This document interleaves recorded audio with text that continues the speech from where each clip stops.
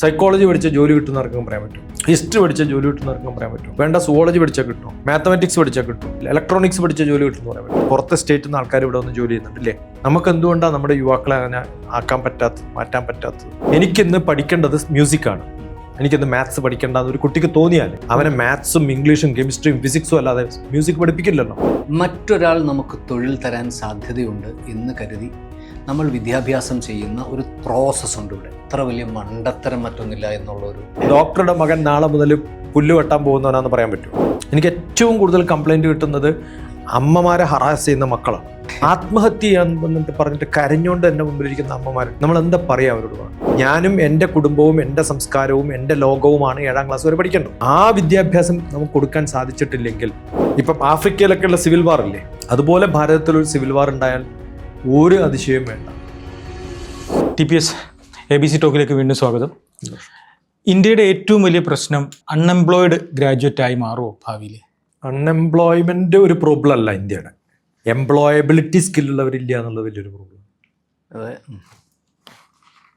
ജോലി ഇല്ലാത്തവരല്ല, ജോലിക്ക് യോഗ്യതയില്ലാത്തവരാണ്. ഇഷ്ടംപോലെ വേക്കൻസികളുണ്ട്. സർട്ടിഫിക്കറ്റ് എല്ലാവരുടെയും കയ്യിലുണ്ടല്ലോ. എല്ലാവരുടെ കയ്യിലും സർട്ടിഫിക്കറ്റ് ഉണ്ട്. കാരണം സർട്ടിഫിക്കറ്റ് ഈസി ആയിട്ട് കിട്ടും, സ്കില്ല് കിട്ടില്ലല്ലോ. എനിക്കിപ്പോൾ ഒരാളെ പ്ലംബറായിട്ട് സർട്ടിഫൈ ചെയ്യാം, പക്ഷെ അവന് ഒരു സംഭവം ചെയ്യാൻ അറിയില്ലെങ്കിൽ എന്താ കാര്യം? ഡോക്ടർമാരുടെ സർട്ടിഫിക്കറ്റിൽ എത്ര പേരുണ്ട്? കുറേ പേരുണ്ട്. എന്നിട്ട് അവരെന്താ ചെയ്യണേ? MBBS കഴിഞ്ഞിട്ട് 4 വർഷം 8 വർഷം കോച്ചിങ് സെൻറ്ററിൽ നീറ്റ് UG PG ഉണ്ട്, അറിയില്ലേ? MD MS അഡ്മിഷന് വേണ്ടിയിട്ട് കേരളത്തിൽ മാത്രം എത്ര പേര് MBBS കഴിഞ്ഞിട്ട് 5 വർഷം പ്രിപ്പയർ ചെയ്യുന്നവരുണ്ടാവുന്ന എടുത്ത് നോക്കിയട്ടെ. എത്ര ഡോക്ടർമാർ ഇറങ്ങുന്നുണ്ടോ അത്രയും പേര് ഇതിൻ്റെ ഒരു 5 ഇരട്ടി ഉണ്ടാവും. കാരണം ഓരോ വർഷവും ഇത് ചെയ്തുകൊണ്ടിരിക്കും. എബ്രോഡിൽ പോയിട്ട് ചൈനയിലും ഉക്രൈനിലും ഉസ്ബെക്കിസ്ഥാനിലും ഒക്കെ പോയിട്ട് അവിടെയുള്ള MBBS എടുത്ത് തിരിച്ചു വന്നിട്ട് 10 വർഷം ഇവിടുത്തെ ക്വാളിഫയിങ് എക്സാം പാസ്സാകാത്തവർ എൻ്റെ കയ്യിൽ തന്നെ ഉണ്ട്, ഒരു 4-5 ആൾ. അതല്ല TPS, ഇതിൻ്റെ ഇടയിൽ ചോദിച്ചോട്ടെ, ഒരു വർഷം ഇന്ത്യയിൽ നിന്ന് എത്ര പേര് ഗ്രാജുവേഷൻ എടുക്കുന്നുണ്ട്, അല്ലെങ്കിൽ എത്ര പേര് ഗ്രാജുവേറ്റ് ആവുന്നുണ്ട്? കേരളത്തിൽ ഒരു 3% എന്നുവെച്ചാൽ ഏകദേശം 30 ലക്ഷം ഗ്രാജുവേറ്റ്സിൽ നമുക്ക് ഇറങ്ങുന്നതിൽ സയൻസ് ഏകദേശം ഒരു 30,000, ആർട്സ് ഏകദേശം ഈക്വലൻ്റ് ആയിട്ട്. പക്ഷെ ഇത് നമ്മുടെ കേരളത്തിൻ്റെ കുഴപ്പമെന്ന് വെച്ചാൽ കേരളത്തിലല്ല അവർ പഠിക്കണം, പുറത്താണ്. അപ്പോൾ എണ്ണ അവിടെ പോകും, കാരണം ഇവിടെ നമ്പർ ഓഫ് ഇൻസ്റ്റിറ്റ്യൂഷൻസ് കുറവായതുകൊണ്ടാണ്.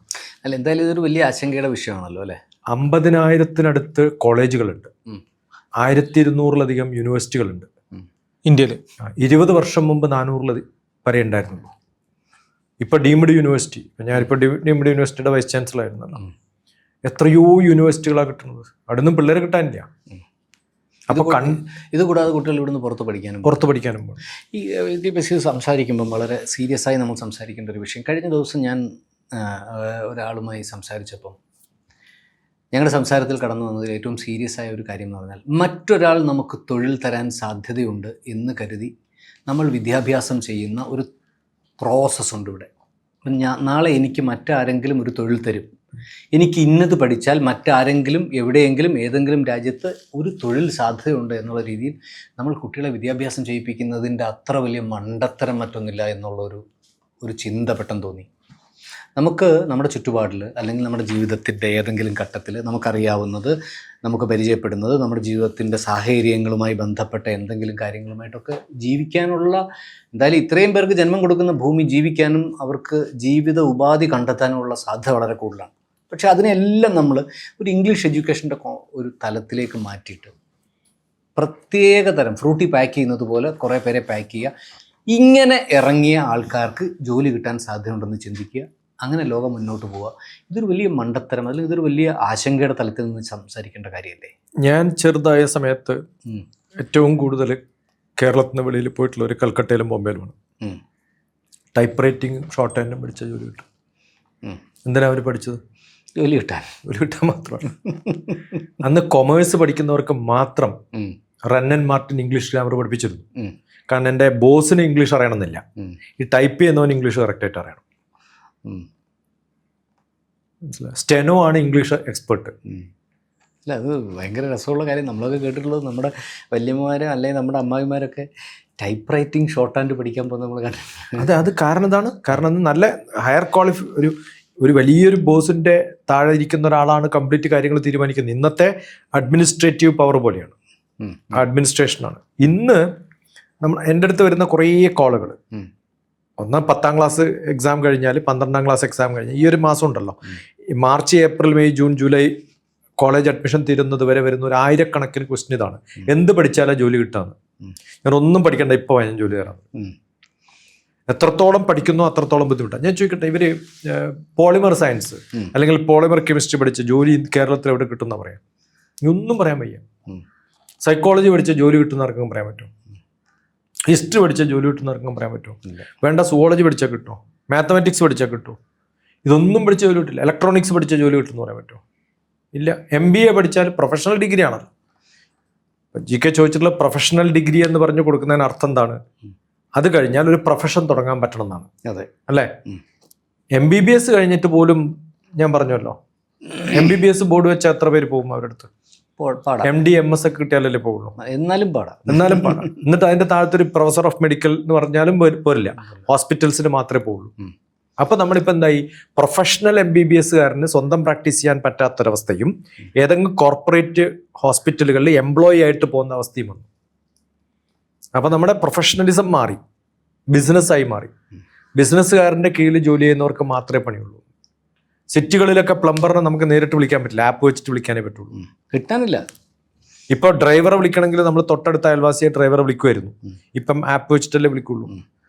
അപ്പം എല്ലാം കോർപ്പറേറ്റ് ജോലികളായി മാറുന്ന സമയത്ത് അതിനുള്ള കമ്മ്യൂണിക്കേഷൻ സ്കില്ല്, അതിനുള്ള സെൽഫ് മാർക്കറ്റിംഗ് സ്കില്ല്, അതിനുള്ള പ്രൊഫഷണലിസം, അത് കിട്ടാതെ ജോലി കിട്ടാനുള്ള സാധ്യത. ഞാൻ ചോദിക്കുന്നത് അതും ആയിക്കോട്ടെ, നമ്മൾ ഈ തൊഴിൽ അന്വേഷിച്ച് പോകുന്നു എന്നുള്ളതല്ല, നമ്മളൊരു തൊഴിൽ കൊടുക്കുന്ന തലത്തിലേക്ക് എന്തുകൊണ്ട് കുട്ടികളെ ട്രെയിൻ ചെയ്യാൻ പറ്റില്ല? ഇതാണ് പറഞ്ഞത്. നമ്മൾ പണ്ടൊരു കച്ചവടക്കാരന് കച്ചവടം തുടങ്ങാം, ഇന്ന് കച്ചവടക്കാരന് കച്ചവടം തുടങ്ങാൻ പറ്റില്ല.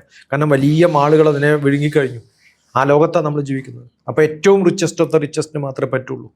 100 പ്രൊഫഷണൽ ഡിഗ്രിയിൽ നിന്ന് പുറത്തു വരുന്നതിൽ 3 പേർക്ക് മാത്രം, അതും കോർ എഞ്ചിനീയറിംഗ് ആണെങ്കിൽ, സിവിൽ എഞ്ചിനീയർ പോലും ഇപ്പം ഒരു ഏതെങ്കിലും ഒരു ആർക്കിടെക്റ്റ് അല്ലെങ്കിൽ കൺസ്ട്രക്ഷൻ വലിയ ബോർഡ് വെച്ച് ബിസിനസ് തുടങ്ങുന്നവരടുത്തല്ലേ നമ്മൾ പോകുള്ളൂ.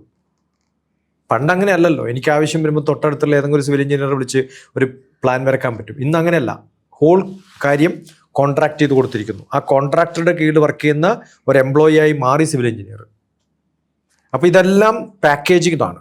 ആ പാക്കേജ്ഡ് പ്രോസസ്സ് വരുന്ന സമയത്ത് എല്ലാ പ്രൊഫഷണൽ കോഴ്സുകളും എന്ത് പഠിച്ചാലും വേറൊരാളുടെ കീഴിൽ പണി ചെയ്യുന്ന ഒരവസ്ഥ വന്നു. അല്ലെങ്കിൽ ബിസിനസ്സുകാരനാണ്. ഇതിനൊക്കെ കൺട്രോൾ ചെയ്യുന്ന ബിസിനസ്സുകാരനാണ്. അതുകൊണ്ട് ഏത് പഠിച്ചാലും ഇപ്പോൾ ജോലി കിട്ടുമെന്ന് ചോദിച്ചാൽ, കോർ എഞ്ചിനീയറിംഗ് പഠിച്ച ജോലി കിട്ടുമെന്ന് പറഞ്ഞിരുന്ന ഞാനിപ്പോൾ പറയുന്നത്, കോർ എഞ്ചിനീയറിംഗിൻ്റെ കൂടെ നിങ്ങൾക്ക് ബിസിനസ്സും കൂടി പഠിച്ചാൽ, അങ്ങനെ AICT ഒരു പ്ലാൻ ഉണ്ടായിരുന്നു, BTech + MBA 5 വർഷത്തെ 6 വർഷത്തെ കോഴ്സ്. ആരും പോയില്ല അതിന്. എന്നിട്ട് നിർത്തി അവർ ഒരു 1-2 ബാച്ച് കഴിഞ്ഞപ്പോൾ. അമേരിക്കയിലൊക്കെ നമ്മളിപ്പോൾ അമേരിക്കയിൽ ജീവിക്കുന്ന അല്ലെങ്കിൽ കുറച്ച് നാൾ പഠിക്കാൻ പോയപ്പോൾ നമ്മൾ മനസ്സിലാക്കിയ ഒരു കാര്യം എന്ന് പറഞ്ഞാൽ, അവിടുത്തെ ആൾക്കാർ ഒരു 12ാം ക്ലാസ് കഴിഞ്ഞാൽ, 10ാം ക്ലാസ് കഴിഞ്ഞാൽ, 8ാം ക്ലാസ് കഴിഞ്ഞാൽ അവർ വിദ്യാഭ്യാസത്തിന് വേണ്ടി അതായത് അക്കാഡമിക് വിദ്യാഭ്യാസത്തിന് വേണ്ടി അവർ സമയം കളയാറില്ല. പക്ഷെ നമ്മൾ അവരെ കണ്ടാൽ അവർ ഏറ്റവും സമ്പന്നരായിട്ടാണ് ജീവിക്കുന്നത്. അവരുടെ വീട്ടിൽ തന്നെ അത്യാവശ്യം അവർ തന്നെ പ്ലംബിങ് ചെയ്യും, പെയിൻറ്റിങ് അവരല്ലാതെ വേറെ പുറത്തൊരാൾ ചെയ്യുന്നതിനെ പറ്റി ചിന്തിക്കാനേ പറ്റത്തില്ല. ഒരു ഇടത്തരം കുടുംബത്തിലൊക്കെ, അല്ലെങ്കിൽ വലിയ സ്ക്വയർ ഫീറ്റുള്ള 20,000 സ്ക്വയർ ഫീറ്റൊക്കെ ഉള്ള വലിയ ബംഗ്ലാവൊക്കെ ആയിരിക്കണം. ഇത് 2,000-3,000 സ്ക്വയർ ഫീറ്റുള്ള വീടുകളിൽ പെയിൻറ്റിങ് അവർ തന്നെ ചെയ്യും, പ്ലംബിങ് അവർ തന്നെ ചെയ്യും, വയറിങ് അവർ തന്നെ ചെയ്യും, മുറ്റത്തെ പുല്ല് വെട്ടുന്നത് അവർ തന്നെ ആയിരിക്കും, ബാക്കി ഒരുമാതിരിപ്പെട്ട ജോലികളൊക്കെ ചെയ്യുന്നതായിരിക്കും. ഈ നമ്മുടെ വിദ്യാഭ്യാസം നമ്മുടെ കുട്ടികളെ പണിയെടുപ്പിക്കുന്നതിൽ നിന്ന് അകറ്റിയിട്ടുണ്ടോ? നമ്മൾ ഒന്ന്, അവിടെ ലേബർ കോസ്റ്റ് വളരെ കൂടുതലാണ്. അത് ഡോക്ടറുടെ ലേബർ കോസ്റ്റ് ആയാലും പ്ലംബറുടെ ആയാലും. പിന്നെ അവരെ എല്ലാം സൈസബിൾ ആയിട്ടുള്ള സാധനം കറക്റ്റായിട്ട് മേടിക്കാൻ പറ്റും. കറക്റ്റാണ്. അത് ഒരിക്കലും അങ്ങോട്ടും ഇങ്ങോട്ടും തെറ്റില്ല. ഇപ്പം അസംബിൾ ചെയ്യാൻ പറ്റുന്ന പിന്നെ IKEA ഫർണിച്ചർ നമ്മൾ ഒരിക്കലും പ്രതീക്ഷിക്കില്ലല്ലോ ഇന്ത്യയിൽ അങ്ങനെ ചെയ്യുന്നു. ഞാൻ ഫർണിച്ചറെല്ലാം ബിറ്റ്സ് ആൻഡ് പീസായിട്ട് മേടിക്കുക, അത് അസംബിൾ ചെയ്യാൻ ഒരു 1/2 മണിക്കൂർ കൊണ്ട് എനിക്ക് പറ്റും. അങ്ങനെ ആ പെർഫെക്ഷനോട് കൂടി ചെയ്യുന്നൊരു അവസ്ഥ വരുമ്പോഴാണ് അമേരിക്കയിൽ ഈ പരിപാടികളൊക്കെ ചെയ്യാൻ തുടങ്ങിയിട്ടുള്ളത്. ഞാൻ പുല്ല് വെട്ടണമെങ്കിൽ ഇപ്പോൾ എനിക്ക് അതിൻ്റെ ഗ്ലൗസ് ഉണ്ടാവില്ല, അല്ലെങ്കിൽ അതിൻ്റെ മെഷീനറി ഇല്ല. എന്നെ ക്ലീൻ ചെയ്യണമെങ്കിൽ എനിക്ക് ഓൺ ചെയ്തിട്ട് പോയാൽ മതി, അവിടെ അത് നടക്കും, ഇവിടെ നടക്കില്ല. അപ്പോൾ സിറ്റുവേഷൻസിൻ്റെ വേണം. ഒന്ന്, ലേബർ കോസ്റ്റ് വളരെ കൂടുതലാണ്. മാൻ പവർ ആണ് ഏറ്റവും കോസ്റ്റ്ലിയർ. 2, എല്ലാ വീട്ടിലെ വ്യക്തിയും 12ാം ക്ലാസ് കഴിഞ്ഞാൽ വീട്ടിൽ നിന്ന് അടിച്ച് പുറത്താക്കുന്ന പോലെയാണ്. സെൻഡ് ഓഫ് കൊടുത്ത് പോയി കഴിഞ്ഞാൽ അവനവനുള്ള റവന്യൂ കണ്ടെത്തിയിട്ടാണ് പഠിക്കുന്നത്. അപ്പോൾ അവൻ വിചാരിക്കുന്നത് എനിക്ക് ശമ്പളം കിട്ടുന്നൊരു ജോലി കിട്ടണം എന്നല്ല, എനിക്ക് ഏത് ജോലിയിലും ഒരേ ഡിഗ്നിറ്റിയോടുകൂടി കാണാൻ സാധിക്കുന്ന ഒരു സയൻറ്റിസ്റ്റിൻ്റെ മകൻ ചിലപ്പോൾ ഡ്രൈവർ ആയാലും അയാൾക്ക് പറയാൻ പറ്റും എൻ്റെ മകൻ ഡ്രൈവറാണെന്ന്. ഇവിടെ ഒരു സയൻറ്റിസ്റ്റിൻ്റെ മകൻ ഡ്രൈവർ ആവാൻ സമ്മതിക്കില്ലല്ലോ. നീ പണിയില്ലാണ്ട് വീട്ടിലിരുന്നാലും വേണ്ടില്ല, പണിക്ക് പോരുതെന്ന് പറയും. അതെ അല്ലേ? അതെ. ഡോക്ടറുടെ മകൻ നാളെ മുതൽ പുല്ല് വെട്ടാൻ പോകുന്നവനാന്ന് പറയാൻ പറ്റുമോ? അദ്ദേഹത്തിന് ഒരു സോഷ്യൽ സ്റ്റാറ്റസ് കീപ്പ് ചെയ്യാൻ വേണ്ടിയിട്ട് ഒരു പണിയും ഇല്ലാണ്ട് അവനെ എവിടെയെങ്കിലും കൊണ്ടുപോയിട്ട് പഠിപ്പിച്ചിട്ട് ഡോക്ടറാക്കാനുള്ള ശ്രമമല്ലേ ഉണ്ടാവുക. അവിടെ അങ്ങനെയല്ല, എന്തു ജോലിയും ചെയ്യാം. എല്ലാ ജോലിയും വിട്ടിട്ട് അവസാനം ചെയ്യുന്ന, ഇപ്പം എനിക്ക് ഡബിൾ MBA ഉള്ള എൻ്റെ ഒരു സുഹൃത്ത് പിന്നെ സുഖമായിട്ട് കാനഡയിൽ ഊബർ ഓടിച്ചിട്ടാണ് ജീവിക്കുന്നത്. ഇവിടെ ഒരു MBA വാല് കിട്ടണ്ട, ഗ്രാജുവേഷൻ കിട്ടിയ പിന്നെ ആ പണിക്ക് പോകില്ലല്ലോ. ഇവിടെയൊക്കെ അവസ്ഥ അതൊക്കെ ആയി തുടങ്ങിയിട്ടുണ്ട്. എന്തുകൊണ്ടാന്ന് വിചാരിച്ചു കഴിഞ്ഞാൽ നമ്മുടെ ഈ ഡിഗ്നിറ്റി എന്ന് പറയുന്ന സംഭവം, അതിൽ നമ്മൾ ആൾക്കാരെ ഡിഗ്നിറ്റിയാണോ ഇത് ദുരഭിമാനമാണോ? അത് ഈഗോ എന്ന് പറയുന്ന, അല്ലെങ്കിൽ ഫാൾസ് ഡിഗ്നിറ്റി എന്ന് വേണമെങ്കിൽ പറയാം, അല്ലെങ്കിൽ ഫാൾസ് ഈഗോ എന്ന് പറയാം. അത് മാറിയിട്ടില്ലെങ്കിൽ നമുക്ക് എംപ്ലോയബിലിറ്റി എന്ന് പറയുന്നതുണ്ട്. ഇവിടെ ജോലിയുണ്ട്. നമ്മൾ എത്രയോ നമ്മുടെ ചുറ്റും നോക്കിക്കഴിഞ്ഞാൽ പുറത്തെ സ്റ്റേറ്റിൽ നിന്ന് ആൾക്കാർ ഇവിടെ വന്ന് ജോലി ചെയ്യുന്നുണ്ട് അല്ലേ? നമുക്ക് എന്തുകൊണ്ടാണ് നമ്മുടെ യുവാക്കളെ അങ്ങനെ ആക്കാൻ പറ്റാത്തത്, മാറ്റാൻ പറ്റാത്തത്? പറ്റില്ല എന്നുള്ള ഒരു അവസ്ഥയായിട്ടുണ്ട് നമ്മൾ. അപ്പം നമ്മൾ ബാക്കിയുള്ളവരെ ഡിപ്പെൻഡ് ചെയ്ത് ജീവിക്കുന്നു. ഒരു പണിയും ഇല്ലാണ്ട് വെറുതെ ഇരിക്കുന്ന ആൾക്കാർ എത്ര ഉണ്ടാവും കേരളത്തിൽ നിന്ന് ആലോചിച്ചിട്ട്. ഈ 1 കോടി ആൾക്കാർ പഠിച്ചിറങ്ങുന്നവരിൽ എത്ര ശതമാനം ആളുകൾക്ക് ജോലി കിട്ടും? ഞാനൊക്കെ പാസ്സാവുന്ന സമയത്ത് എംപ്ലോയബിൾ ഡിമാൻഡ് ആൻഡ് സപ്ലൈ ആണല്ലോ തീരുമാനിക്കുക. അതെ. നമ്മളൊക്കെ പാസ്സാവുന്ന സമയത്ത് പാസ്സായാൽ ഗ്രാജുവേഷൻ കഴിഞ്ഞാൽ ഉടനെ ജോലി കിട്ടുന്നൊരവസ്ഥയായിരുന്നു. ഇന്ന് ഒരു 100ൽ 3 കിട്ടിയാൽ ഭാഗ്യം, 97 പേർക്ക് ജോലി കിട്ടില്ല. അതിന് കാരണം എന്ന് വെച്ചാൽ എന്നിട്ടോ വേക്കൻസി ഇഷ്ടം പോലെ ഉണ്ട് താനും. നമ്മൾ നല്ല യൂണിവേഴ്സിറ്റികളിലൊക്കെ ഞാൻ പ്രൊഫസർമാരെ പോസ്റ്റ് ചെയ്യുന്ന സമയത്ത് ഒരു 100 പേരെ ഇന്റർവ്യൂ ചെയ്താൽ ഒരാളെ കിട്ടില്ലല്ലോ. കാരണം നമ്മൾ തന്നെ ഫേസ് ചെയ്യുന്നത്, നമ്മളൊരു എഡിറ്റർ തപ്പാൻ തുടങ്ങിയിട്ട് 3 മാസമായി. ക്വാളിറ്റി നൈറ്റ് ലൈഫ് ഉണ്ടോ, ക്വാളിറ്റി എവിടെ താമസിക്കാൻ പറ്റും, ഈ വക കാര്യങ്ങളൊക്കെയാണ്. അവനെല്ലാ കംഫർട്ടും ആണ്. കാരണം എന്താ വെച്ചാൽ അവൻ്റെ വീട്ടിൽ അവനുള്ള ഫെസിലിറ്റിയാണ് അവൻ വർക്ക് സ്പേസിലും എക്സ്പെക്ട് ചെയ്യുന്നത്. നമ്മൾ ഇവിടുന്ന് ദുബായിൽ പോയിട്ട് പണിയെടുക്കുന്ന ആൾക്കാരുടെ ലൈഫ് അവിടെ പോയി നോക്കിയാൽ കാണാം അത്ര കഷ്ടപ്പെട്ടിട്ടാണ്. ഒരു കുഴപ്പമില്ല, കഷ്ടപ്പെട്ട് പണിയും ചെയ്യും. അപ്പോൾ നിങ്ങൾ അതിൻ്റെ കോമ്പൻസേഷൻ കൊടുക്കണമെങ്കിൽ you have to make that revenue. അപ്പോൾ ആ ബിസിനസ് ഉണ്ടാക്കണമെങ്കിൽ അതിനുള്ള കുറേ സംഭവങ്ങൾ വേണം. അപ്പോൾ അത്തരം ആൾക്കാർക്ക് GK പോലുള്ള ആൾക്കാർക്ക് മാത്രമേ ഇത്തരം ബിസിനസ്സുകൾ നടത്താൻ പറ്റൂ. GKയുടെ അവസ്ഥ 30-ാം തീയതി കഴിഞ്ഞാൽ അല്ലെങ്കിൽ 25-ാം തീയതി കഴിഞ്ഞാൽ 35-ാം തീയതി വരെ ഇതൊരു ഭീകര പ്രശ്നമായിട്ട് മാറൂലേ? ഇത്രയധികം ആൾക്കാർ പണിയില്ലാണ്ട് വരുമ്പോൾ അല്ല, അതൊരു തോട്ട് പ്രോസസ്സിന് പ്രശ്നം. സതീശ്, നമ്മൾ സാറുമായിട്ട് ഡിസ്കസ് ചെയ്യേണ്ട ഏറ്റവും വലിയ കാര്യമാണ്. വീണ്ടും ഞാൻ എൻ്റെ പഴയ ചോദ്യത്തിലേക്ക് പോകും. അതായത് മറ്റൊരാൾ തൊഴിൽ തരുമെന്നുള്ള രീതിയിൽ നമ്മൾ കുട്ടികളെ പഠിപ്പിക്കുകയും തൊഴിലിന് വേണ്ടി കാത്തിരിക്കുകയും ചെയ്യുന്ന ഒരു അവസ്ഥയിൽ നിന്ന് തൊഴിലധിഷ്ഠിത വിദ്യാഭ്യാസം എന്നുള്ള സങ്കല്പമൊക്കെ ഇവിടെ വന്നിട്ടുണ്ട്. പക്ഷേ ഈ തൊഴിലധിഷ്ഠിത വിദ്യാഭ്യാസവും ചിന്തിച്ചിട്ട് വീണ്ടും ഇത് തന്നെയാണ് ചെയ്യിപ്പിക്കുന്നത്. അല്ല GK, ഞാനിപ്പോൾ ഈ ഒരു ട്രിപ്പിൽ ഹൈദരാബാദിൽ നിന്ന് ഇപ്പോൾ ഞാനിവിടെ വന്ന ഈ ഒരു ട്രിപ്പിൽ എൻ്റെ ഫോക്കസ് എന്ന് പറയുന്നത് ഏർലി ചൈൽഡ് കെയർ എഡ്യൂക്കേഷനാണ്. ഒരു സാധാരണ കുട്ടി എന്താണ് പഠിക്കേണ്ടത് എന്നാണ് അമ്മമാരോടും അച്ഛന്മാരോടും ഞാൻ ചോദിക്കുന്നത്. ഏറ്റവും റിച്ച് ആയിട്ടുള്ള ഒരു കുടുംബത്തിലെ ഒരു കുട്ടിയെ നോക്കുന്നത് ആരാണ്?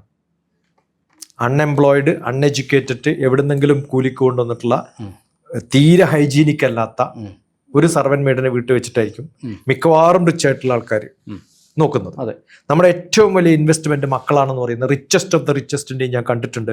അവരിടപെടുന്ന ആ ചെറിയ പ്രായത്തിൽ സ്വഭാവ രൂപീകരണത്തിൻ്റെ 3 വയസ്സ് മുതൽ 3 ഗ്രേഡ് വരെയുള്ള, അല്ലെങ്കിൽ ഒരു 7 ഗ്രേഡ് വരെയുള്ള, 7ാം ക്ലാസ് വരെയുള്ള സമയത്ത് അവർ ചെലവഴിക്കുന്ന മാക്സിമം സമയം വളരെ ദോഷം പിടിച്ചിട്ടുള്ളൊരു സിറ്റുവേഷനിലാകുമ്പോൾ അവർ വളർന്നു വരുമ്പോൾ എന്താവും? എനിക്ക് ഏറ്റവും കൂടുതൽ കംപ്ലൈൻറ്റ് കിട്ടുന്നത് അമ്മമാരെ ഹറാസ് ചെയ്യുന്ന മക്കളാണ്. 9ാം ക്ലാസ്സിൽ പഠിക്കുന്ന പയ്യൻ ഒന്നും പറഞ്ഞാൽ കേൾക്കുന്നില്ല, ഞാൻ എന്ത് ചെയ്യണം എന്ന് ചോദിച്ചിട്ട്. അച്ഛൻ എന്താ ജോലി ചെയ്യുമ്പോൾ പോലീസാണ്, എല്ലാവരെയും അനുസരിപ്പിക്കാൻ പറ്റുന്ന ആളാണ്, പക്ഷെ സ്വന്തം മകനെ അനുസരിപ്പിക്കാൻ പറ്റുന്നില്ല. അയാൾ എന്ത് ചെയ്യും? ആത്മഹത്യ ചെയ്യാൻ വന്നിട്ട് പറഞ്ഞിട്ട് കരഞ്ഞുകൊണ്ട് എൻ്റെ മുമ്പിലിരിക്കുന്ന അമ്മമാരുണ്ട്. നമ്മൾ എന്താ പറയുക അവരോട്? ഉപേക്ഷിക്കാൻ പറ്റുമോ? എങ്ങനെയാണ് അങ്ങനെ ആയത്? അവരെ ആ ചെറുപ്പത്തിൽ കെയർ ചെയ്യാത്തതുകൊണ്ടാണ്. എന്തുകൊണ്ടാണ് ആ കെയർ കിട്ടാത്തത്? അവർക്ക് പാർസലായിട്ട് ഭക്ഷണം കൊടുക്കുക, അല്ലെങ്കിൽ ഏതെങ്കിലും സർവൻറ്റിനെ ഏൽപ്പിക്കുക. അവരെന്തൊക്കെയാണ് പറഞ്ഞു കൊടുക്കുന്നത്, അവരെന്തൊക്കെയാണ് കേൾപ്പിക്കുന്നതെന്ന് ആർക്കറിയാം? കറക്റ്റ്, മനസ്സിലായി? നമ്മൾ പഠിക്കുന്നത് എന്താണ്? ഞാൻ പണ്ടേ പറഞ്ഞിട്ടുണ്ടല്ലോ, ടിങ്കിൾ ടിങ്കിൾ ഒരു അർത്ഥമില്ലാത്ത സംഭവമാണ്. London bridge is falling down, അത് ഫാളൺ ഡൗൺ ആണ് പഠിപ്പിക്കേണ്ടത്, അല്ലെങ്കിൽ അത് ഇല്ലാതെ പഠിപ്പിക്കേണ്ടത്. ടാക്സ് സിസ്റ്റം ജർമ്മനിയിലുള്ളതാണ് ബാബ ബ്ലാക്ക് ഷിപ്പ്. ഒരു കാര്യമില്ലാത്ത നമ്മുടെ ചുറ്റുമുള്ള ചെടികളെക്കുറിച്ച് പഠിക്കുന്നില്ല, ജീവിതത്തെക്കുറിച്ച് പഠിക്കുന്നില്ല. ഞാനും എൻ്റെ കുടുംബവും എൻ്റെ സംസ്കാരവും എൻ്റെ ലോകവുമാണ് 7ാം ക്ലാസ് വരെ പഠിക്കേണ്ടത്. നേരെ തിരിച്ചവിടെ ആ വിദ്യാഭ്യാസം നമുക്ക് കൊടുക്കാൻ സാധിച്ചിട്ടില്ലെങ്കിൽ ഇതൊക്കെ ഞാനിപ്പോൾ 2 ക്യാമ്പ് നടത്തി, ഒന്ന് തിരുവനന്തപുരത്തും ഒന്ന് ആലപ്പുഴയിലും. അല്ല, എൻ്റെ ഏറ്റവും 68 കുട്ടികൾ ദുബായിൽ നിന്നും അലൈനിൽ നിന്നും ബോംബെയിൽ നിന്നും ഡൽഹിയിൽ നിന്നും ഹൈദരാബാദിൽ നിന്നും കന്യാകുമാരിയിൽ നിന്നും കേരളത്തിൻ്റെ കാസർഗോഡ് മുതൽ തിരുവനന്തപുരത്തുള്ള കുട്ടികളിൽ ഏറ്റവും ബ്രില്യൻ്റ് ആയിട്ടുള്ള പയ്യൻ ഹോം സ്കൂളിംഗ് ചെയ്ത പയ്യനാണ്. അവൻ എന്നോട് വലിയൊരു ലോജിക്ക് ചോദിച്ചു, എനിക്കിന്ന് മാത്സ് പഠിക്കാൻ ഇഷ്ടമല്ല, എനിക്കിന്ന് ബയോളജിയാണ് പഠിക്കാൻ ഇഷ്ടം. ഏതെങ്കിലും കുട്ടിക്ക് അങ്ങനെ ഒരു ഓപ്ഷൻ ഉണ്ടോ? ഹോം സ്കൂളിങ്ങിനെ പറ്റി നമ്മൾ ഭയങ്കര സീരിയസ് ആയി ചർച്ച ചെയ്യേണ്ട കാര്യമാണ്. മനസ്സിലാവുണ്ടോ? എനിക്കിന്ന് പഠിക്കേണ്ടത് മ്യൂസിക്കാണ്, എനിക്കിന്ന് മാത്സ് പഠിക്കേണ്ടെന്ന് ഒരു കുട്ടിക്ക് തോന്നിയാൽ അവനെ മാത്സും ഇംഗ്ലീഷും കെമിസ്ട്രിയും ഫിസിക്സും അല്ലാതെ മ്യൂസിക് പഠിപ്പിക്കില്ലല്ലോ. എൻ്റെ ചോയ്സ് അല്ലാത്തൊരു സാധനം എനിക്ക് പഠിക്കാൻ പറ്റുമോ? അങ്ങനെ നിർബന്ധിച്ച് പഠിപ്പിക്കുന്ന ഒരു സിറ്റുവേഷനിലേക്ക് സ്കൂളുകൾ മാറുന്ന സമയത്ത് നമ്മൾ എന്തിനു വേണ്ടി പഠിപ്പിക്കുന്നു എന്നുള്ള, എന്തിനാ പഠിപ്പിക്കണമെന്ന് തിലകൻ ചോദിച്ചതുപോലെ, ഈ ജോലി ചെയ്യാൻ അതൊന്നും വേണ്ട എന്നുള്ളത് എല്ലാവർക്കും അറിയാം. അപ്പോൾ പഠിക്കുന്നതിൽ ശ്രദ്ധയില്ല. എന്നിട്ട് പഠിക്കുന്നതൊക്കെ പഠിച്ചു കഴിഞ്ഞാലോ ആ ജോലി അവന് കിട്ടൂല. തന്നെയല്ല, ഇപ്പം നമ്മൾ ഈ 2-3 ചലഞ്ചസ് ആണുള്ളത്. ഒന്ന്, നമ്മൾ മറ്റുള്ളവർ തൊഴിൽ തരുമെന്നുള്ള രീതിയിൽ നമ്മളൊരു കരിക്കുലം ഉണ്ടാക്കി കുട്ടികളെ പഠിപ്പിക്കുന്നു. 2, ഈ ലോകം ചേഞ്ച് ചെയ്യുന്നത് വളരെ ഫാസ്റ്റായിട്ട് ഓരോ ദിവസവും ഭയങ്കരമായി ചേഞ്ച് ചെയ്തുകൊണ്ടിരിക്കും. അപ്പോൾ തൊഴിൽ സാധ്യത ഉണ്ട് എന്ന് പറഞ്ഞ് പഠിപ്പിക്കുന്ന, ഒന്ന്, അങ്ങനെ പഠിപ്പിക്കാൻ പാടില്ല. 2, അങ്ങനെ പഠിപ്പിക്കുന്ന തൊഴിലുകളുടെ എല്ലാം സാധ്യത ഇവർ മെച്ചൂർഡ് ആകുമ്പോഴത്തേക്ക് ഇല്ലാതാകുകയാണ്. ഈ 21st സെഞ്ച്വറി എഡ്യൂക്കേഷൻ എന്ന് പറഞ്ഞ് ക്ലാസ് എടുക്കുന്നവരോടൊക്കെ എനിക്ക് പുച്ഛാണ്. സെഞ്ച്വറി എന്ന് പറഞ്ഞാൽ തന്നെ 100 വർഷമാണ്. ഞാനതുകൊണ്ട് എൻ്റെ ഡെഫിനിഷനിൽ ടീച്ചേഴ്സ് 3-2-1 വേൾഡ് എന്നാണ്. 3rd decade of 21st century. ഒരു ഡെക്കേഡ്. അപ്പോൾ ഇപ്പം ഞാൻ പഠിപ്പിക്കുന്ന കുട്ടികളെ 2030 സിലബസ് മാറും. നമ്മൾ കഴിഞ്ഞ വർഷം AI ഉണ്ടായിരുന്നില്ല, ഇപ്പം AI ML എല്ലാ യൂണിവേഴ്സിറ്റികളും ഉണ്ട്. ഇതാരെ പഠിപ്പിക്കണേ? AI അറിയാത്തല്ലേ. അപ്പോൾ ഒരു വിവരമില്ലാത്ത ആൾ അത് പഠിപ്പിച്ചാൽ അങ്ങനെ ഇരിക്കും. അയാൾ എവിടുന്നോ ബൈഹാർട്ട് പിടിച്ചിട്ട് വന്നിട്ട് പറയും. ഇനി ഈ AI ആണ് ഏറ്റവും പ്രാധാന്യം, കുറേ പേരുടെ ജോലി പോയി എന്നൊക്കെ ഒരു ധാരണ പലരിലുണ്ട്. അങ്ങനെ പോയി, സത്യമാണ്. പക്ഷെ അങ്ങനെ AI സബ്സ്റ്റിറ്റ്യൂട്ട് ചെയ്തിട്ട് ആൾക്കാരെയൊക്കെ പിരിച്ചുവിട്ട് 10 പേരെ ഒരു കമ്പനിയിൽ നിന്ന്. പക്ഷേ ഈ AIക്ക് ഞാൻ കൊടുക്കേണ്ടുന്ന ഇതുണ്ടല്ലോ, സബ്സ്ക്രിപ്ഷൻ ഫീസ്, അത് 10 പേരുടെ ശമ്പളത്തിനേക്കാളും കൂടുതലാണെന്ന് കമ്പനി കണ്ടപ്പോൾ അതൊക്കെ പൂട്ടി ഇപ്പം ആൾക്കാരൊക്കെ എംപ്ലോയ് ചെയ്യാൻ തുടങ്ങി. അപ്പോൾ എന്താണ് മാറ്റം വരുന്നതെന്ന് പറഞ്ഞു, 8 മാസം 6 മാസത്തിൽ മാറുകയാണ് ലോകം, ഭയങ്കരമായിട്ട് മാറുകയാണ്. ആ മാറിക്കൊണ്ടിരിക്കുന്ന ലോകത്ത് നമ്മൾ കുട്ടികളെ പഠിപ്പിക്കേണ്ടത് എന്താണ്? പുതിയ മാറ്റത്തിനെ എങ്ങനെ ഉൾക്കൊള്ളണമെന്നാണ്. അതെ, കറക്റ്റാണ്. എങ്ങനെ ചോദ്യം ചോദിക്കണം, എങ്ങനെ അബ്സർവ് ചെയ്യും. ഇപ്പം ഞാനിപ്പോൾ ഒരു കുട്ടിയോട് പറയാണ് ഓപ്പൺ ഓൺലൈൻ കോഴ്സ്, അടുത്ത ചോദ്യം എന്താ അറിയാം? അതൊന്ന് എന്താണെന്ന് പറഞ്ഞു. ഇപ്പം എനിക്ക് തന്ന മെസ്സേജ്, ഞാൻ ടിങ്കിളിൻ്റെ മലയാളം ട്രാൻസ്ലേഷൻ ഒരു ഗ്രാൻഡ്മാ ചൈൽഡ് കെയർ ശിക്ഷാ ഗുരുകുൽ എന്ന് പറഞ്ഞ എൻ്റെ പരിപാടിയിൽ കുറേ ടീച്ചർമാർക്കും പ്രിൻസിപ്പൽമാർക്കും പാരൻസിനും ഗ്രാൻഡ് പാരൻസിനും കൂടിയാണ് എടുത്തത്. TPSG എന്നാണ് പേര്, teachers parents students grand parents. അല്ലാതെ ഡോക്ടർ TPSന്റെ TPSG ആണ് ഇപ്പം ഞാൻ നടത്തുന്ന പരിപാടി. അവർക്ക് ഗ്രാൻഡ്മാ ചൈൽഡ് കെയർ ശിക്ഷാ ഗുരുകുൽ. ഗ്രാൻഡ് പാരൻസിന് എന്തിനാ? ഗ്രാൻഡ് പാരൻസ് ആണ് പഠിക്കേണ്ടത്, പക്ഷെ ഗ്രാൻഡ് മദർ പോലെയാണ് പെരുമാറേണ്ടത്. ഗ്രാൻഡ് ഫാദറിനെ ഒരിക്കലും കുട്ടികളെ ഇൻഫ്ലുവൻസ് ചെയ്യാൻ പറ്റാറില്ല. ഹാർട്ടിൽ നിന്നാണ് വരേണ്ടത്. അപ്പൊ അത് ലേഡീസ് നിന്നാണ് വരിക. അതുകൊണ്ടാണ് ഏറ്റവും ലോവർ ലെവലിൽ പഠിപ്പിക്കുന്ന ടീച്ചേഴ്സിന്റെ ഏത് രാജ്യത്തെടുത്താലും ഒക്കെ ലേഡീസാണ്. കാരണം ബുദ്ധിയല്ല വേണ്ടത് ടീച്ചേഴ്സിന്, നല്ല ഇമോഷണൽ അറ്റാച്ച്മെന്റ് ആണ് കുട്ടികളിലേക്ക് വേണ്ടത്. നമ്മൾ കണക്ക് പഠിക്കും. ഉണ്ടോ എന്ന് ചോദിച്ചാൽ നമുക്കില്ല എന്ന ഉത്തരം. അപ്പൊ അത് പഠിപ്പിക്കുന്ന സമയത്ത് ഞാൻ ടിങ്കിളിന്റെ മലയാളം ഒട്ടനെ മെസ്സേജ് വരും, അതെവിടെയുള്ളത്, നിങ്ങൾക്കത് ഗൂഗിൾ ചെയ്യാൻ പറ്റില്ല. ഇതൊക്കെ ഉണ്ടായാലും ആ ഗൂഗിൾ ചെയ്യാനുള്ള എബിലിറ്റി അതില്ല. നമ്മളൊരു കുട്ടിയോട് പറയാണ് നീ ഓപ്പൺ ഓൺലൈൻ കോഴ്സ് ചെയ്യണം. അടുത്ത ചോദ്യം എന്താ അറിയാം? ഈ ഓപ്പൺ ഓൺലൈൻ കോഴ്സ് എവിടെയാണ് കിട്ടുക? കമ്മ്യൂണിക്കേഷൻ 0 അല്ലേ? ഇപ്പം ഞാനിപ്പോൾ ഒരാളോട് പറയാണ്, എനിക്ക് കോൾ വന്നു, വാട്സപ്പിലാണ് വിളിച്ചത്, നിങ്ങൾ മെസ്സേജ് അയച്ചാൽ മതി. ഉടനെ ചോദിക്കുന്നത് ഈ നമ്പറിലാണോ അയക്കേണ്ടത്? വിളിക്കുന്നതേ വാട്സപ്പ് കോളാണ്, നമ്പർ 1. ഓക്കെ, നമ്പർ 2 അടുത്തത് ഉടനെ എനിക്ക് അയക്കുന്ന മെസ്സേജ് എന്താ അറിയോ? ഞാൻ ഇപ്പോൾ വിളിച്ച ആളാണ്. എന്നാൽ അവൻ്റെ പേര് ഇന്ന സ്ഥലത്തു നിന്നാണ്, അതില്ല. ഒരാൾ വിളിക്കണ സമയത്ത് കമ്മ്യൂണിക്കേഷൻ എങ്ങനെയാണെന്ന് പോലും അറിയില്ല. ഇപ്പം പലരും പറയാറില്ല, ഞാൻ 12ാം ക്ലാസ് പഠിക്കുന്ന കുട്ടിയുടെ അമ്മയാണ്. നിങ്ങൾക്കൊരു ഐഡൻറ്റിറ്റി ഒന്നുമില്ലേ? ഞാൻ നീറ്റ് റിപ്പീറ്ററാണ് എന്നുള്ളത് അവരുടെ ഐഡൻറ്റിറ്റിയായി മാറിയിരിക്കുന്നു എന്നാണ്. അപ്പം നമ്മൾ എങ്ങനെ ഒരാളോട് സംസാരിക്കണം അതുപോലും നമ്മുടെ വിദ്യാഭ്യാസത്തിൽ പറഞ്ഞു കൊടുത്തിട്ടില്ല, അവരെടുത്തിട്ടില്ല. വലിയ അവതാളാണ്. നമ്മുടെ ഏർലി ചൈൽഡ് കെയർ എഡ്യൂക്കേഷൻ മുതൽ ഹയർ എഡ്യൂക്കേഷൻ വരെ നമ്മൾ റീഡിഫൈൻ ചെയ്യേണ്ട കാര്യം അതിക്രമിച്ചിരിക്കുന്നു. കാരണം പണ്ട് കാലത്ത് 21st സെഞ്ച്വറി എഡ്യൂക്കേഷൻ എന്ന് പറഞ്ഞിട്ട് പണ്ട് ഒരു വലിയ ബ്യൂട്ടിഫുൾ ആയിട്ടുള്ള ഒരു പ്രസൻറ്റേഷൻ ഉണ്ടായിരുന്നു. എല്ലാവരും ഒരു ഫാക്ടറിയിലേക്ക് കയറുന്നു. ആ ഫാക്ടറിയിലേക്ക് കയറുന്നതിന് മുമ്പ് അവരെവിടെ പോകണം, ആ ഫാക്ടറിക്ക് ആവശ്യമായത് മാത്രം പഠിപ്പിക്കും. അത് കഴിഞ്ഞിട്ട് അതിൽ കുറച്ച് പേര്, ഒരു 20% പേര് ഹയർ എഡ്യൂക്കേഷന് പോകും. അവർ ഹയർ എഡ്യൂക്കേഷൻ കഴിഞ്ഞാൽ റിസർച്ചിലേക്ക് പോകും. അത് 0.7%. അങ്ങനെയൊക്കെ ആയിരുന്നു ആ ഗ്രാഫ്. ഇന്നത് മാറി. ഇന്ന് നമ്മൾ കാണേണ്ടത് ഇതിൽ നിന്ന് എല്ലാവരും പുറത്തു വരും. പണ്ടങ്ങനെയല്ല, ഒരു 30% പുറത്തു വരും, 70% റിപ്പീറ്റ് ചെയ്യും. എന്നുവെച്ചാൽ പിന്നെയും തോറ്റു, പിന്നെയും പഠിക്കുകയൊക്കെ ചെയ്യുമല്ലോ. ഇപ്പം അങ്ങനെയില്ല, എല്ലാവരും പാസ്സാവാണ്. ആ ഫിൽറ്ററിങ് നല്ലതിനാണെന്ന് തിരിച്ചറിഞ്ഞിരുന്നില്ല. ഇല്ല, ഞാൻ ഇപ്പോൾ അടുത്ത കാലത്ത് ഫിൽറ്ററിങ്ങിനെ പരാജയമായിട്ടാണ്. ഒരു 1000-ലധികം കുട്ടികൾ ഫോൺ വിളിച്ചാൽ ഒരു കുട്ടിയാണ് എന്നോട് 10ാം ക്ലാസ് തോറ്റു എന്ന് പറഞ്ഞത്. അപ്പം ഞാൻ പറഞ്ഞു, നീ സേ എക്സാം എഴുതിക്കോ, റീവാലുവേഷനും കൊടുത്തോ എന്ന് പറഞ്ഞു. അടുത്ത ആഴ്ച വിളിച്ചിട്ട് ഞാൻ പാസ്സായി റീവാലുവേഷനിൽ. അപ്പോൾ ഒരാളും തോക്കാത്തൊരു ലോകം. അതെ. അപ്പോൾ പഠിക്കുന്നവന് വല്ല ഗുണമുണ്ടോ? അല്ലല്ല, തോൽക്കാൻ പഠിച്ചില്ല പിന്നെ എങ്ങനെ ജീവിക്കാൻ പറ്റുക? അതാണ്. അതുകൊണ്ടാണ് ആത്മഹത്യ കൂടുന്നത്.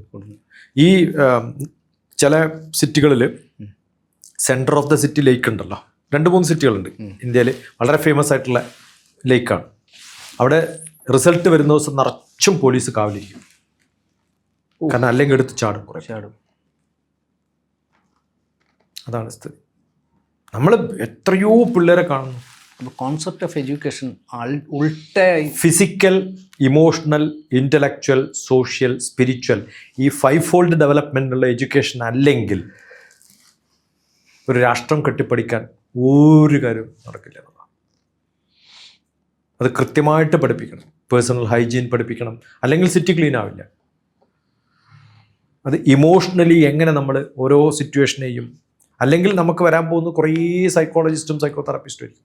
അവരോ ഒരു വിദ്യാഭ്യാസം ഇല്ലാത്തവരായിരിക്കും. മാത്സ് പഠിക്കാത്തതുകൊണ്ട് സൈക്കോളജി പഠിച്ച ഒരാളാണെന്ന് വിചാരിക്കുക. എൻ്റെ അടുത്ത് വരുന്ന കുട്ടി എന്താ പറയുക, എനിക്ക് മാത്സ് പഠിക്കാൻ പറ്റുന്നില്ല. അപ്പോൾ ഈ സൈക്കോളജിസ്റ്റ് എന്താ പറയുക, എനിക്കും മാത്സ് പഠിക്കാൻ ബുദ്ധിമുട്ടായതുകൊണ്ടാണ് ഞാനിത് പഠിച്ചത്, ഓനിത് പഠിക്കണ്ടെന്ന് പറയില്ലേ? അതെ അല്ലേ? പണ്ട് 12ാം ക്ലാസ്സിൽ സൈക്കോളജി ഓപ്ഷൻ ഒന്നും ഉണ്ടായിട്ടില്ല. ഇപ്പോൾ 12ാം ക്ലാസ് സൈക്കോളജി ഓപ്ഷൻ ഉണ്ട്. ഇതാ കാരണം. മറ്റത് പഠിക്കാൻ പറ്റാത്തതുകൊണ്ട്. പഠിക്കാൻ പറ്റാത്ത കുറേ പേരുണ്ട്. അപ്പോൾ അവരെ എങ്ങനെയെങ്കിലും എൻഗേജ് ചെയ്യണ്ടേ? അപ്പം ഈ പഠിച്ചാൽ ജോലി കിട്ടില്ല എന്നൊരു അവസ്ഥ വന്നു കഴിഞ്ഞാൽ പഠിക്കാൻ തയ്യാറാവാത്തൊരു തലമുറ വരില്ലേ ഇനി? അല്ല, എഗെയിൻ സതീശൻ ഇപ്പോഴല്ലേ അങ്ങ് പറഞ്ഞത് എനിക്ക് വീഡിയോ എഡിറ്റിങ്ങിന് ഒരാളെ കിട്ടുന്നില്ല. സ്കിൽഫുൾ ആയിട്ടാണല്ലേ, എല്ലാവർക്കും അറിയാം. പക്ഷെ അവരെല്ലാവർക്കും ഒരു മിനിമം താഴത്തെ ലെവലിലല്ലാതെ എക്സ്പെർട്ടൈസ് ആവാൻ പറ്റുന്നില്ല. അതെ, ഇപ്പം പ്രോബ്ലം എന്ന് പറഞ്ഞാൽ പഠിക്കുന്നവരുണ്ട്, മനസ്സിലാക്കുന്നവരും സ്കിൽഫുള്ളായ ആൾക്കാരും ഇല്ല. അപ്പോൾ ആൾക്കാർ സ്വാഭാവികമായിട്ട് ഇപ്പം എഡിറ്റിംഗ് നന്നായി പഠിക്കാൻ അറിയാവുന്ന ഒരു എഡിറ്റിംഗ് പഠിക്കുന്നതിലേക്ക് തിരിയുന്നിടത്ത് ഈ പ്രശ്നം കഴിയും. നമുക്ക് ഇന്ത്യയിൽ സിവിൽ സർവൻറ്റിൻ്റെ വേക്കൻസി എത്ര ഉണ്ടാവുന്ന വിചാരം? 10,000-ലധികം ഉണ്ടാവും. എന്തുകൊണ്ട് 10,000-ലധികം ഗ്രാജുവേറ്റ്സ്, പിന്നെ 1 കോടി ഇറങ്ങുന്നവരിൽ അതല്ലേ ബേസിക് ക്വാളിഫിക്കേഷൻ? എന്ത് നമ്മൾ അവരെ അപ്പോയിൻറ്റ് ചെയ്യാത്തത്? അതിന് പറ്റുന്ന ക്വാളിഫിക്കേഷൻ അവർക്കില്ല. എന്നിട്ട് അവർ ട്യൂഷൻ സെൻറ്ററിൽ പോകും, അല്ലെങ്കിൽ കോച്ചിങ് സെൻറ്ററിൽ പോലും. അവിടെ ആരാ പഠിപ്പിക്കണേ? ഈ ഗ്രാജുവേറ്റ്സ്. ഒന്നും കിട്ടാത്തവർ. Bank coaching പഠിപ്പിക്കുന്നവരാരാ? ബാങ്കിൽ ജോലി കിട്ടാത്തവരല്ലേ? എവിടെ എന്ത് ചെയ്യണമെന്നൊരു രൂപമില്ല. അപ്പോൾ മാർക്കറ്റ് ചെയ്യാൻ പറ്റിയ ഏറ്റവും നല്ല സംഭവം ഇന്ത്യയിൽ എഡ്യൂക്കേഷനാണ്. അപ്പോൾ വലിയ ബുദ്ധിമുട്ടാണ്. ഈ ഭാരതം ഏറ്റവും നല്ല സ്ട്രെങ്ത് എന്ന് പറയുന്ന യൂത്താന്ന് പറഞ്ഞല്ലോ. അവരെ ശരിക്കും കണ്ടീഷൻ ചെയ്തിട്ട് നമ്മൾ വളരെ സിസ്റ്റമാറ്റിക് ആയിട്ട് കൊണ്ടുപോയിട്ടില്ലെങ്കിൽ വലിയ അനാർക്കിയാണ് ഉണ്ടാകുന്നത്. അൺഎംപ്ലോയിഡ് ആയിട്ടുള്ള ആൾക്കാർ, ഇപ്പം ആഫ്രിക്കയിലൊക്കെ ഉള്ള സിവിൽ വാർ ഇല്ലേ, അതുപോലെ ഭാരതത്തിലൊരു സിവിൽ വാർ ഉണ്ടായാൽ ഒരു അതിശയം വേണ്ട. അതാണ് സംഭവിക്കാൻ പോകുന്നത്. അതുകൊണ്ട് സീരിയസ് ആയിട്ട് ആലോചിക്കേണ്ട ഒരു വിഷയമാണ് നമ്മളിപ്പം. വെറുതെ ഇരിക്കുന്ന യൂത്ത് ഒരു പ്രോബ്ലം ആവും എപ്പോഴും. യൂത്ത് മാത്രമല്ല, വെറുതെ ഇരിക്കുന്ന എല്ലാവർക്കും. വെറുതെ ഇരിക്കുന്ന മനസ്സ് സാത്താൻ്റെ പണിപ്പുരയാണ്. Idle's mind is devil's workshop എന്ന് പറയുന്നത്. Anyway, thank you TPS.